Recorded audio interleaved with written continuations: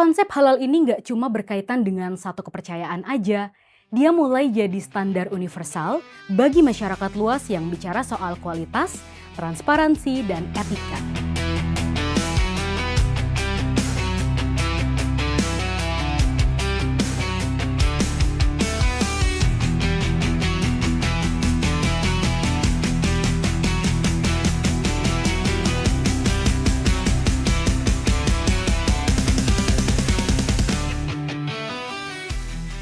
Pernah nggak sih pas lagi makan siang di restoran, ngopi di kafe, atau jajan di mall, kita kepikiran dari mana asal makanan yang ada di depan kita? Apakah semua makanan ini beneran bakal habis tiap hari? Terus kalau nggak habis, bakal kemana? Sebagian besar dari kita mungkin mikir, yang penting higienis, halal, harganya masuk akal, dan bikin kenyang. Tapi sejujurnya, di tengah ancaman krisis iklim hari ini, urusan isi piring kita itu sudah seharusnya kita pikirin lebih jauh. Bukan cuma asal kenyang. Kalau kita cek, data dari Bappenas nunjukin bahwa Indonesia membuang sekitar 23 sampai 48 juta ton food waste setiap tahun. Jumlah sebanyak itu literally cuma berakhir jadi sampah. Padahal, kalau kita telusuri lebih jauh, perjalanan sebuah sistem pangan itu saling berkaitan.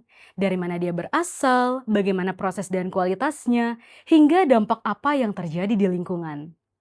Ironinya, kita buang-buang makanan di tengah negara yang lagi struggle buat mandiri dalam ketahanan pangan.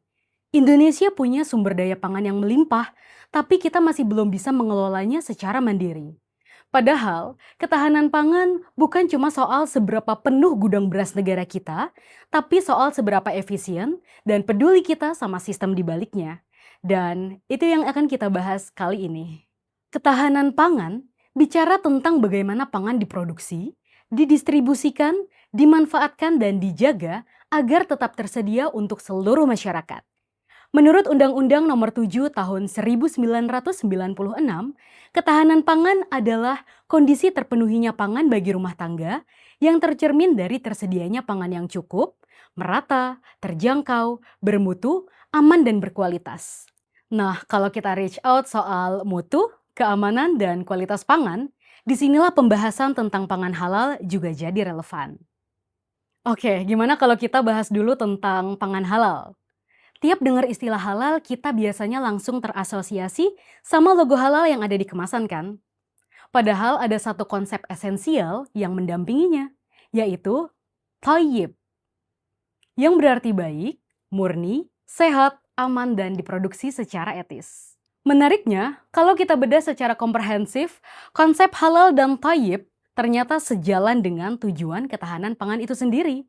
Gak cuma soal jumlah makanan yang cukup, tetapi juga bagaimana pangan tersebut layak konsumsi dan baik secara prosesnya. Berdasarkan penelitian Program Studi Teknologi Pangan Universitas Al-Azhar Indonesia tahun 2024, masyarakat kita masih memiliki tingkat pengetahuan menengah tentang pangan halal dan thayyib. Penelitian ini menunjukkan semakin paham kita tentang konsep pangan halal, semakin bijak juga cara kita memilih makanan. Nah, fenomena ini sebenarnya mulai terlihat pada tren konsumsi generasi muda yang semakin mengarah pada ethical consumerism. Artinya, standar pangan halal udah mencakup seluruh rantai pasoknya. Mulai dari bahan baku, teknologi yang digunakan, proses pengolahan, hingga distribusinya ke tangan konsumen. Apakah prosesnya bertanggung jawab? Apakah kualitasnya terjaga? Dan apakah dampaknya baik untuk manusia maupun lingkungan? Artinya, konsep halal ini nggak cuma berkaitan dengan satu kepercayaan aja, dia mulai jadi standar universal bagi masyarakat luas yang bicara soal kualitas, transparansi, dan etika. Karena apa yang ada di piring kita adalah cerminan dari etika moral kita terhadap alam dan lingkungan. Tapi tunggu dulu, sekarang jadi kepikiran, ngomongin soal etika terhadap alam dan lingkungan, sadar gak sih kalau rantai pasok pangan kita itu punya tarif yang harus dibayar ke bumi? Tarif itu adalah energi.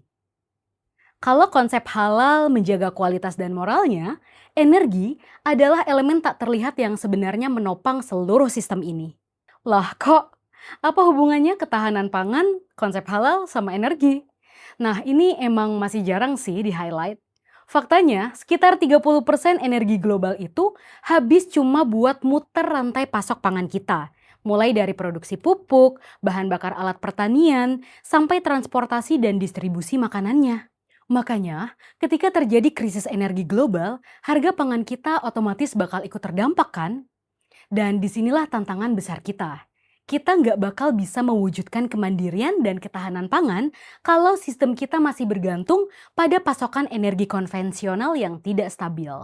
Jadi rasanya kita perlu mulai sadar bahwa fokusnya bukan hanya menghasilkan makanan sebanyak mungkin, tetapi juga bagaimana mengelola sumber daya pangan secara berkelanjutan, supaya tetap tersedia untuk generasi berikutnya. Penguatan ketahanan pangan juga bisa dimulai dari level yang paling dekat, mulai dari pemanfaatan sumber daya lokal, teknologi pertanian tepat guna, hingga pengelolaan limbah rumah tangga agar bernilai ekonomi. Nah, sekarang coba kita tarik garisnya. Dari semua yang udah kita bahas tadi, ternyata semuanya saling terhubung kan? Jadi kita nggak cuma mewujudkan ketahanan pangan, tapi juga memastikan makanan kita halal, sekaligus ikut menjaga kelestarian bumi. Keren banget deh kita.